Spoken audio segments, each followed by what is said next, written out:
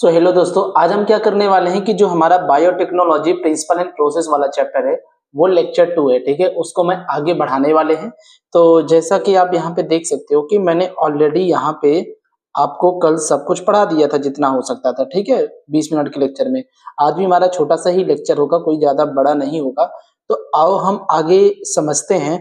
और समझने के पहले हम आपको ये बता दें, देखो, इससे पहले हम आपको ये बता दें, क्लास को शुरू करते हैं यहाँ पे कि आप सभी को ये पता होना चाहिए कि ये जो हमारा ह्यूमन डीएनए होता है, मैं अगर आपको बताऊं कि जो हमारा ह्यूमन डीएनए होता है वो आपको पता होना चाहिए 2.2 मीटर लॉन्ग होता है। क्या होता है? 2.2 मीटर हमारा डीएनए कैसा होता है, क्या होता है? लॉन्ग होता है। ठीक है, 2.2 मीटर लॉन्ग का मतलब होता है कि जो हमारी डीएनए की लेंथ होती है सेल के अंदर वो 2.2 मीटर लॉन्ग होती है। ठीक है, और ये जो आपको डीएनए दिख रहा है, जैसे मैंने क्या किया, ये आप यहाँ पे मैंने डीएनए बनाई। ठीक है, जिसकी लेंथ क्या है? 2.2 मीटर लॉन्ग। अब इस डीएनए पर क्या होता है ना कि लगभग यहाँ पे 25,000 से लेकर के 30,000 तक क्या प्रेजेंट होते हैं? जीन्स प्रेजेंट होते हैं। क्या होते हैं? जीन्स प्रेजेंट होते हैं। और ये जो जीन है, यहाँ पे जीन कैसे बोलोगे आप? यहाँ पे जीन आप कैसे बोलोगे, ध्यान से सुनना। जैसे कि जीन का यहाँ सेगमेंट, ये जीन का सेगमेंट, ये जीन का सेगमेंट, ये जीन का सेगमेंट, ये जीन का सेगमेंट। तो ये जो है आपको ये जीन दिख रहे हैं। क्या दिख रहे हैं? जीन। और मैं बता दूं कि ये जो जीन होता है ये क्या करता है बताओ? ये प्रोटीन के लिए, ये आगे जाकर के फाइनली प्रोटीन बनाता है। ठीक है, तो जीन डीएनए का ही एक आपको क्या दिख रहा है? सेगमेंट दिख रहा है। और ये जीन आगे जाकर के क्या बनाएगा? ये एमआरएनए को कोड करेगा। ठीक है, एमआरएनए। और फिर एमआरएनए से ये क्या बनाएगा? प्रोटीन बनाएगा। क्या बनाएगा भैया? प्रोटीन बनाएगा। तो आपको ये भी पता होना चाहिए। पता क्या होना चाहिए कि ध्यान से देखना, यहाँ पे इधर ध्यान से देखना कि ये जो आप जीन से या कह लो जो हमारा डीएनए होता है, डीएनए डीएनए से आप बना रहे हो एमआरएनए या आरएनए बना रहे हो, फिर आरएनए से आप बना रहे हो प्रोटीन। क्या बना रहे हो? प्रोटीन। तो इसके लिए जो प्रोसेस होती है वो मैं आपको बता देता हूँ। डीएनए से एमआरएनए बनने के लिए क्या यूज होता है, मैंने पिछले वाले चैप्टर में बताया था आपको। ठीक है ना, मॉलिक्यूलर बेसिस वाले में। तो डीएनए से एमआरएनए बनने के लिए आपको करना पड़ता है क्या? ट्रांसक्रिप्शन। क्या करना पड़ता है? ट्रांसक्रिप्शन करना पड़ता है। एंड आरएनए से प्रोटीन बनाने के लिए आपको क्या करने पड़ते हैं? ट्रांसलेशन करना पड़ता है। क्या करना पड़ता है? ट्रांसलेशन करना पड़ता है। तो आई होप आपको इतने चीजें समझ में आ गया होगा। ठीक है, इतनी चीजें समझ में आ गई आपको। चलो अब देखो, यहाँ पे ध्यान से देखना। ठीक है, चलो। तो होता क्या है कि जो जीन होते हैं वो डीएनए पर ही प्रेजेंट होते हैं, यानी डीएनए का सेगमेंट यानी टुकड़ा होते हैं जो पर्टिकुलर प्रोटीन के लिए कोड करता है। यानी जीन आगे जाकर के आरएनए बनाएगा, आरएनए आगे जाकर के प्रोटीन बनाएगा। इतनी बातें समझ में आई थिंक आपको आ गई होगी। अब हम क्या करने वाले हैं? अब हम यहाँ पे, ठीक है, चलो, जैसे इधर देखो, अगर मैं आपको बताऊं ये हमारे पास जीन है। क्या है? ये जीन है। अब इस जीन में मैंने क्या बोला? इस जीन में ये आपको डबल स्टैंडर्ड डीएनए दिख रहा है। क्या दिख रहा है? डीएनए दिख रहा है। ठीक है ना, ये आपको क्या दिख रहा है भैया? डीएनए दिख रहा है। तो डीएनए के, हमने क्या बोला?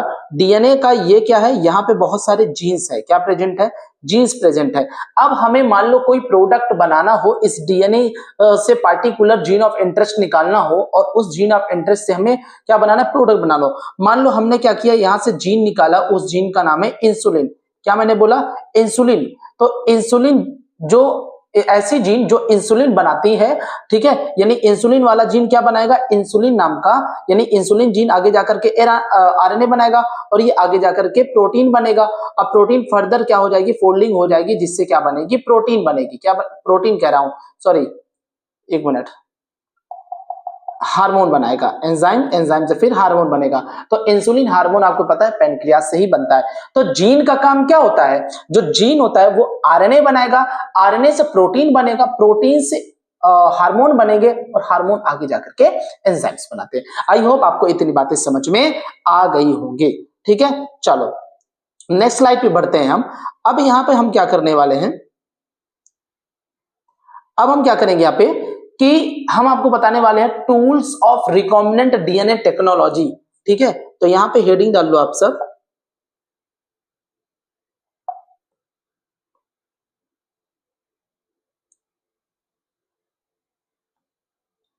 की टूल्स ऑफ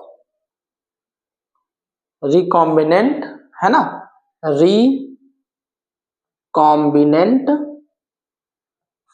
डीएनए टेक्नोलॉजी। ठीक है, डीएनए टेक्नोलॉजी में जो जो भी कीज का यानी टूल्स का उपयोग होता है ना, उसके बारे में हम समझेंगे। तो की टूल्स को समझने से पहले आओ हम समझते हैं रिकॉम्बिनेंट डीएनए का मतलब क्या होता है। चलो हम समझते हैं कि रिकॉम्बिनेंट डीएनए का मतलब क्या होता है।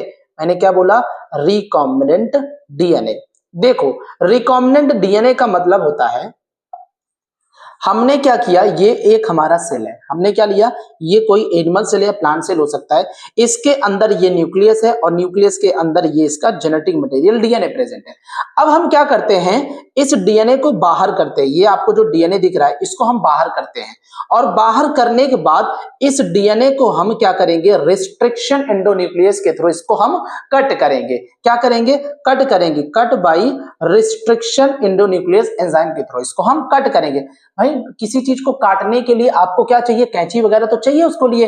तो ये जो मॉलिक्यूलर सीजर होता है डीएनए मॉलिक्यूल को काटने के लिए, उसके सीक्वेंस को काटने के लिए रिस्ट्रिक्शन एंजाइम होता है। ठीक है, अब करना क्या है, ये हमने क्या कर दिया, इसको कट कर दिया। जैसे अगर मैं बोलूं ये डीएनए का सीक्वेंस है, हमने इसको यहां से कट कर दिया। क्या कर दिया, कट कर दिया। अब हम क्या करें, कोई बाहर से एक नया डीएनए का सेगमेंट, बाहर से नया डीएनए का सेगमेंट ले आए और इस पे हमने क्या कर दिया, लाइगेट कर दिया। क्या कर दिया, लाइगेट कर दिया। लाइगेट का मतलब होता है यहां पर जोड़ना, क्या करना, ऐड कर देना। और ये जो डीएनए की एडिंग होती है वो किसकी वजह से होती है, लाइगेज की वजह से। किसकी वजह से, लाइगेज एंजाइम की वजह से।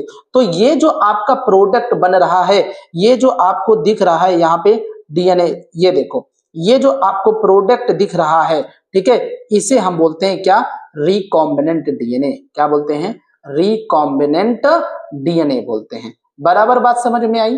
ठीक है, जैसे एक बार फिर सुनो, इधर देखो, यहां पे क्या है कि ये आपको क्या दिख रहा है, ये आपको दिख रहा है प्लाज्मिड डीएनए। क्या है, प्लाज्मिड।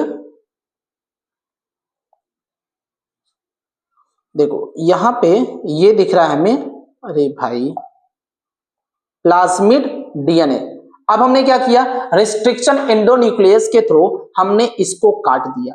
हमने क्या कर दिया इसको, ये देखो, हमने इसको काट दिया। काटने के बाद हमने क्या किया, ये जो बाहर से डीएनए सेगमेंट है, ये जो बाहर से हमने डीएनए सेगमेंट है ना, इसको हमने क्या कर दिया, प्लाज्मिड डीएनए को हमने कट कर दिया। किसके थ्रू, रिस्ट्रिक्शन एंजाइम के थ्रू, रिस्ट्रिक्शन एंडोन्यूक्लियस एंजाइम के थ्रू। अब हम इस डीएनए सेगमेंट को क्या करेंगे, इस डीएनए सेगमेंट को यहाँ पे जोड़ेंगे, ऐड करेंगे, और एडिशन किसके थ्रू होगा, लाइगेज डीएनए के थ्रू। तो एडिशन करोगे, देखो ये, अब ये क्या हो गया, ये जो प्लाज्मिड डीएनए, इस पर हमने एक नया फॉरेन डीएनए ऐड कर दिया है, इसे ही हम बोलते हैं रिकॉम्बिनेंट डीएनए। क्या बोलते हैं, रिकॉम्बिनेंट, रिकॉम्बिनेंट डीएनए। ठीक है, या इसको हम आर डीएनए भी बोलते हैं, आर डीएनए, रिकॉम्बिनेंट डीएनए। बताओ, इतनी बात समझ में आ गई, इतनी बात समझ में आ गई। आर डीएनए समझ में आया। इसका मतलब ये हुआ, देखो जैसे अगर मैं बोलूं, हमने क्या किया, ये हमारे पास एक डीएनए है। क्या है, ये हमारे पास डीएनए दिख रहा है। अब हमने क्या किया, डीएनए के इसके कुछ सीक्वेंस को हमने काट दिया। क्या कर दिया हमने, ये देखो हमने काट दिया ना। अब हम क्या कर रहे हैं, बाहर से ये हमारा जो नया डीएनए है, बाहर का जो डीएनए फॉरेन डीएनए है, इसके डीएनए को भी हमने कट किया, ठीक है, या निकाला, और क्या किया, इस डीएनए के सीक्वेंस को निकाला और हमने क्या कर दिया, पहले वाले डीएनए में ऐड कर दिया। तो दोनों देखो क्या हो गए। अब ये जो प्रोडक्ट है इसको हम रिकॉम्बिनेंट डीएनए बोलते हैं। ठीक है, प्रोसेस को हम बोलते हैं रिकॉम्बिनेशन। प्रोसेस को क्या बोलते हैं, रिकॉम्बिनेशन। और नया प्रोडक्ट बना उसको हम रिकॉम्बिनेंट डीएनए बोलते हैं। आई होप आपको इतनी बात समझ में आ गई होगी। ठीक है, क्या आपको इतनी बात समझ में आ गई होगी, बिल्कुल समझ में आ गई होगी। ठीक है, एक बार इसको देख लो, फिर हम क्या करते हैं, आगे बढ़ते हैं। ठीक है, तो आगे बढ़ने में कहां पे क्या लिखा था हमने, की tools of recombinant DNA technology. तो चलो की टूल्स की हम बात कर लेते हैं। यहाँ पे पेन कहाँ गया, एक मिनट। हाँ, ठीक है। तो की टूल्स में क्या क्या हम जानेंगे, इधर देखो जरा, आप लोग इधर देखना। तो की टूल्स में हम जानेंगे नंबर 1 पे एंजाइम के बारे में। किसके बारे में? एंजाइम। की टूल्स ऑफ जो रिकॉम्बिनेंट डीएनए टेक्नोलॉजी है उसमें पहला है एंजाइम, दूसरा है आपका क्या, ठीक है, दूसरा है आपका वेक्टर। क्या है? वेक्टर, ठीक है ना। और तीसरे नंबर पे आते हैं आपके कॉम्पिटेंट होस्ट। क्या आते हैं? होस्ट। और यहाँ पे ये जो हम एंजाइम का यूज करेंगे मेरे भाई साहब, ये जो हम एंजाइम का यूज करेंगे वो हमारा होने वाला है कौन सा? लाइगेज एंजाइम और रिस्ट्रिक्शन एंडोन्यूक्लियस एंजाइम यूज करेंगे। कौन सा? लाइगेज एंजाइम जो जोड़ने का काम करेगा, एंड रिस्ट्रिक्शन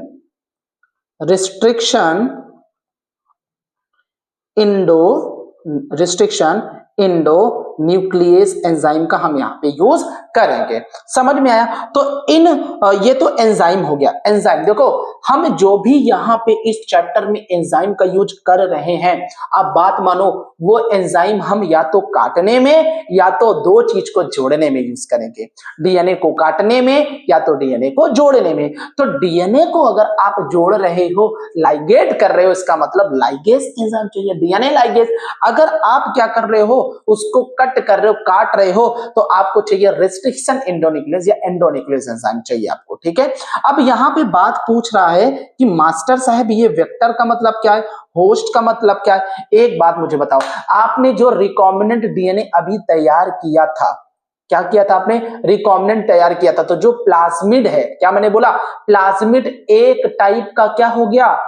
वेक्टर है। वेक्टर ऐसा स्ट्रक्चर होता है जो किसी भी जीन को कैरी करता है। जैसे होता क्या है कि एक बालक है, ये बालक है, ये अपने घर से निकला और इसके सामने, घर के सामने स्कूल की बस खड़ी थी। अब वो क्या किया, इस पर बस पे बैठा और क्या किया, बस के थ्रू अपने स्कूल पहुंच गया।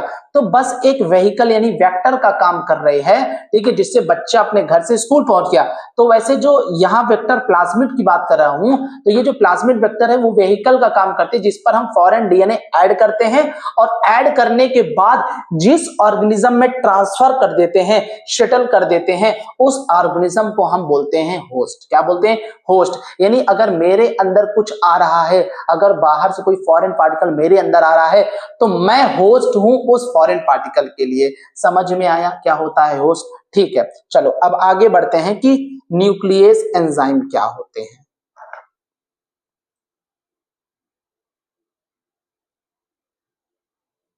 चलो अब हेडिंग डालो आप सब,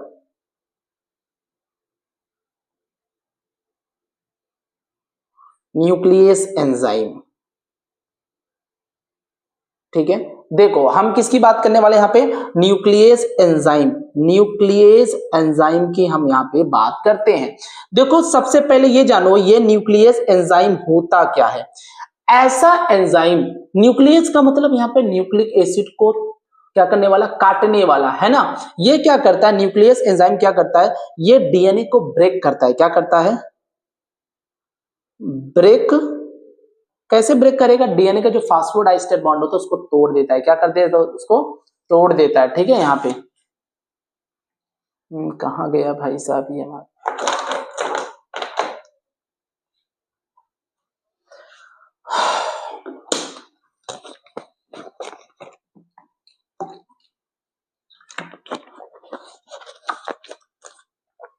चलो, ये न्यूक्लियस एंजाइम का काम क्या होता है?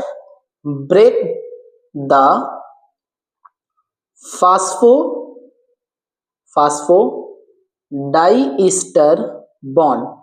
Bond in DNA. डीएनए में जो फास्फोडाइस्टर बॉन्ड होता है उसको तोड़ देगा। क्या करेगा? तोड़ देगा, जिसकी वजह से जो न्यूक्लियोटाइड्स होते हैं डीएनए में, डीएनए का जो न्यूक्लियोटाइड सीक्वेंस होता है वो अलग अलग हो जाते हैं, टूट जाते हैं, ठीक है। तो आओ समझते हैं कैसे तोड़ता है। देखो मैं अगर बात करूं, ये हमारा डीएनए, देखो ये डीएनए का न्यूक्लियोटाइड्स है। क्या है? न्यूक्लियोटाइड्स। ये क्या दिख रहा है आपको? डीएनए का न्यूक्लियोटाइड्स है, ठीक है। ये क्या? डीएनए का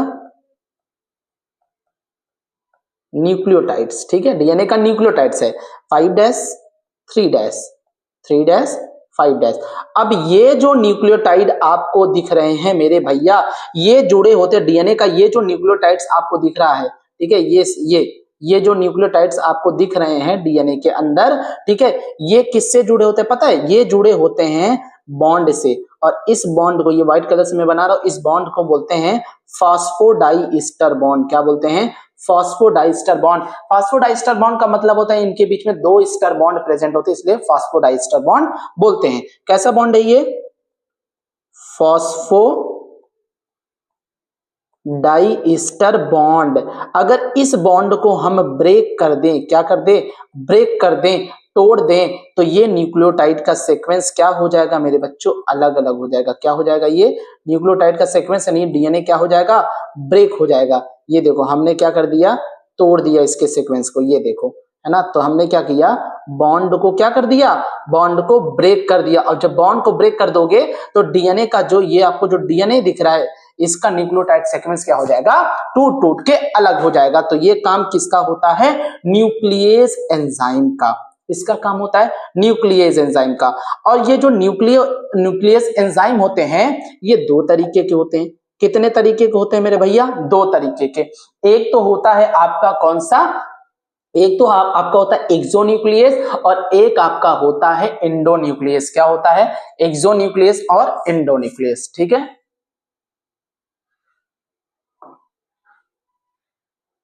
चलो, तो यहां पे लिख लेते हैं,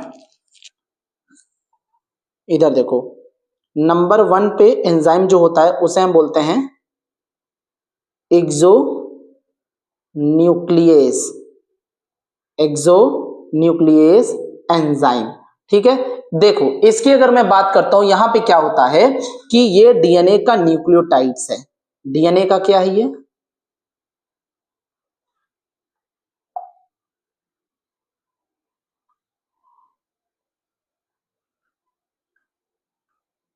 ये डीएनए का न्यूक्लियोटाइड्स है, और इसके बीच में ये फास्फोडाइस्टर बॉन्ड लगा है। क्या लगा है? फास्फोडाइस्टर बॉन्ड लगा है। ठीक है। अब देखो ये डीएनए का सीक्वेंस है 5 to 3, 3 to 5 यहाँ पे। और आपको पता है इसके बीच में क्या होते हैं? हाइड्रोजन बॉन्ड्स प्रेजेंट होते हैं। ये आपके डीएनए दिख रहे हैं। यहां पे होता क्या है, ध्यान सुनना, कि एक्सो का मतलब पता है क्या होता है? एक्सो का मतलब होता है ना, आउटसाइड। क्या? एक्सो का मतलब आउटसाइड यानी बाहर की तरफ। तो होता क्या है कि जो न्यूक्लियस एंजाइम होते हैं, अगर वो डीएनए को बाहर की तरफ से काटते हैं, इधर सबसे बाहर, ठीक है, कॉर्नर से यानी बाहर से काटते हैं जो एंजाइम, उसे हम बोलते हैं एक्सोन्यूक्लियस। तो एक्सोन्यूक्लियस क्या होता है? एक ऐसा एंजाइम होता है जो डीएनए के न्यूक्लियोटाइड्स में जो फॉस्फोडाइस्टर बॉन्ड प्रेजेंट होते हैं, उनको क्या करता है? बाहर से, डीएनए के बाहर से सीक्वेंस से काटता है। ठीक है ना, सेंटर से नहीं, बाहर से काटता है, उसको हम एक्सोन्यूक्लियस बोलते हैं। तो ये क्या करेगा? इनका काम क्या होगा? Breaks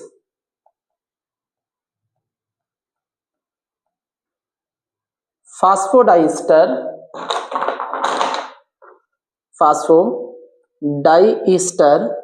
bond from outside of DNA. ठीक है। डीएनए के बाहर से क्या करेगा ये?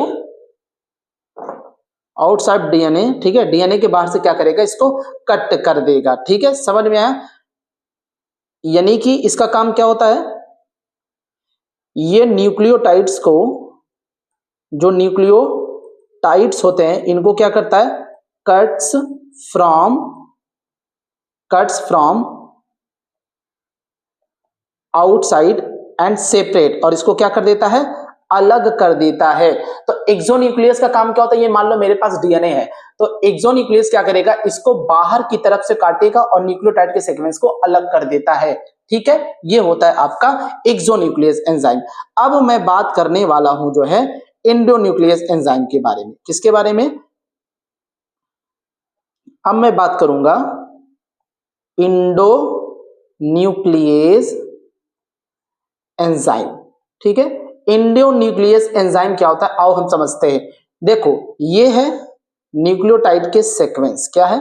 न्यूक्लियोटाइड का ये आपको दिख रहा है सीक्वेंस। ठीक है। और ये आपको दिख रहे हैं इसके बीच में फास्फोडाइस्टर बॉन्ड। क्या दिख रहे हैं? फास्फोडाइस्टर बॉन्ड दिख रहे हैं। अब होता क्या है कि जब ये न्यूक्लियस एंजाइम डीएनए को उसके सेंटर से काटता है, कहां से काटता है, सेंटर से काटता है, तो उसको हम बोलते हैं एंडोन्यूक्लियस एंजाइम। क्या बोलते हैं, एंडोन्यूक्लियस एंजाइम बोलते हैं, जो डीएनए को एकदम स्पेसिफिक सेंटर से काटेगा। ठीक है, तो ये क्या करता है, cuts the DNA from centre. ठीक है, सेंटर से काटेगा, कहां से, डीएनए को सेंटर से काटेगा, इसे हम एंडोन्यूक्लियस एंजाइम बोलेंगे। बताओ बात समझ में आ गई, इतना देखो फिर हम आगे बढ़ते हैं।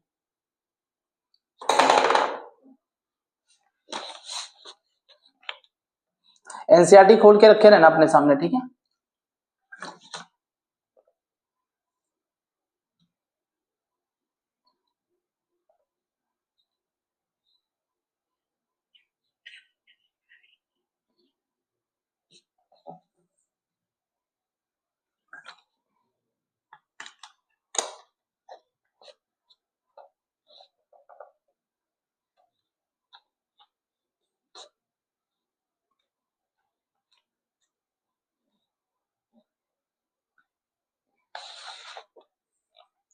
चलो समझ में आ गया। अब हम क्या करने वाले हैं कि एक बात बता रहे हैं कि 1963 में हुआ क्या था कि दो मेन इंपॉर्टेंट एंजाइम खोजे गए थे बैक्टीरिया के अंदर। किसके अंदर, बैक्टीरिया के अंदर। उस एंजाइम का नाम है मिथाइलेज एंड रिस्ट्रिक्शन एंडोन्यूक्लियस। तो ये होते क्या हैं, आओ हम थोड़ा सा समझ लेते हैं। यहां पे हम लिखेंगे कि 1963 में हुआ क्या था, टू मेन एंजाइम्स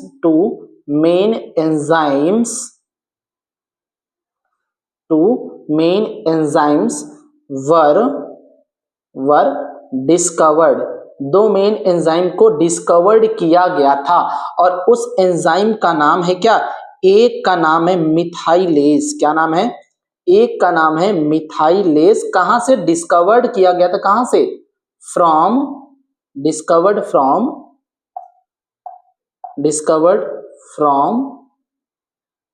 बैक्टीरिया से डिस्कवर किया गया था। एक का नाम है मिथाइलेज और दूसरे का क्या नाम है,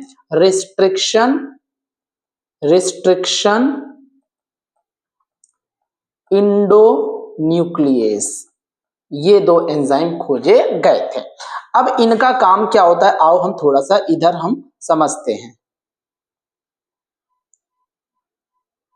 चलो देखो, ये आपके पास क्या है, ये आपके पास है बैक्टीरिया। ये क्या है, ये है आपके पास बैक्टीरिया की सेल। बैक्टीरिया का नाम नहीं याद रखना है आपको, ठीक है। ये बैक्टीरिया की सेल है और इस बैक्टीरिया की सेल में एक ये आपको एंजाइम देखा गया है, ठीक है, और एक एंजाइम ये देखा गया है, ठीक है। ये जो एंजाइम है ये है रिस्ट्रिक्शन, क्या है, रिस्ट्रिक्शन एंडोन्यूक्लियस, और ये जो एंजाइम है वो है आपका मिथाइलेज। क्या है, मिथाइलेज। अब मिथाइलेज एंड रिस्ट्रिक्शन एंडोन्यूक्लियस का काम क्या होता है हम आपको समझते हैं। रिस्ट्रिक्शन जो एंजाइम्स होते हैं, ठीक है, रिस्ट्रिक्शन एंजाइम या रिस्ट्रिक्शन एंडोन्यूक्लियस होते हैं। देखो इनका काम क्या होता है कि ये जो आपको बैक्टीरिया दिख रहा है, क्या दिख रहा है, ये मैंने बनाया बैक्टीरिया, और आपको पता है कि बैक्टीरिया के पास इसका अपना खुद का जेनेटिक मटेरियल या जीनोमिक डीएनए होता है, ठीक है। ये मैंने क्या बनाया भाई साहब, ये मैंने बनाया है बैक्टीरिया, और ये बैक्टीरिया का क्या है मेरे बच्चों, डीएनए है। बैक्टीरिया का ये क्या, डीएनए। अब होता क्या है, फिर मैं बता देता हूं कि बैक्टीरिया में क्या हुआ था कि ये जो आपको बैक्टीरिया दिख रहा है इसमें दो एंजाइम डिस्कवर किए गए थे 1963 में। एक का नाम है मिथाइलेज और एक का नाम है रिस्ट्रिक्शन एंडोन्यूक्लियस एंजाइम। होता क्या है कि इन एंजाइम की जरूरत क्यों पड़ी, ध्यान से सुनना। देखो ये जो आपको पता है डीएनए के, वो बैक्टीरिया के अंदर इसका अपना खुद का न्यूक्लियर डीएनए, जीनोमिक डीएनए होता है।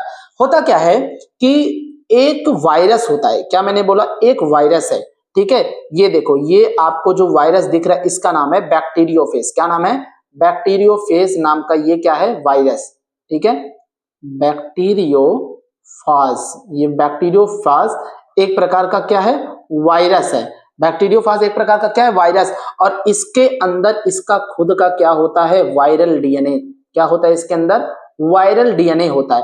अब होता क्या है कि जब ये जो बैक्टीरियोफेज आता है और बैक्टीरिया पर आक्रमण करता है, अटैक करता है, तो ये अपने वायरल डीएनए को क्या करता है, इसके अंदर जो है इंटर कर देता है। क्या कर देता है, अपने अंदर इंटर कर देता है। ठीक है, अब होता क्या है कि यहाँ पे एक मिनट,